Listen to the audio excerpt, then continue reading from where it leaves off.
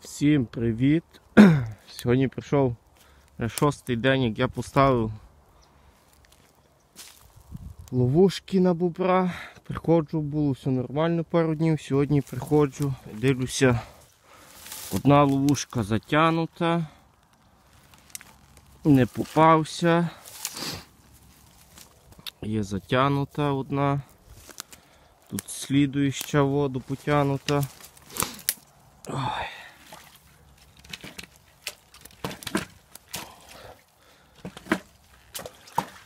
Треба якось витягнути.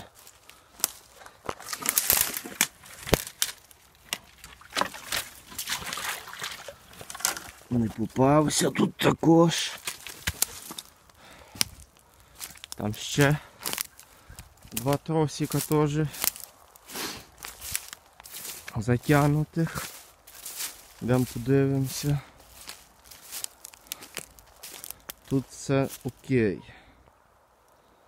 Тут нормально є. Тут він не виходить.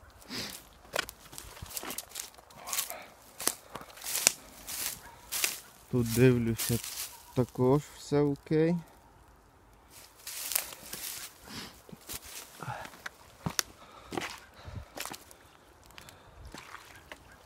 Тут дивлюся, затягнута.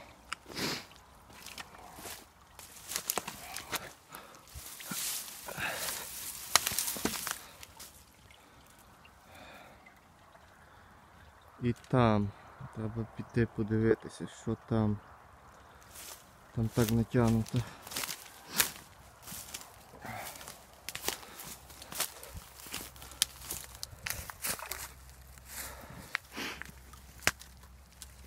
Нічого немає. Нічого немає. Поправимо. І пускай кинемо далі. Пускай буде. Зараз поправимо всі петлі. Але ще йдемо провіримо ще дві. Там около дерева є. Йдемо провіримо, подивимося, що там з там тими петлями.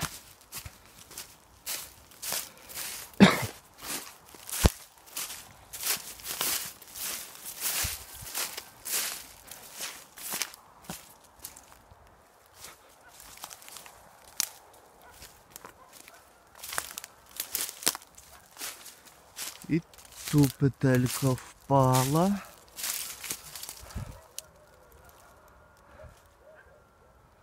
Тут петелька впала, треба теж поправити. Значить він ходив. Не було 6 днів взагалі ніякого руху. Тут нормально. А ще на тому боці треба перейти, подивитися. Там, де він виходить.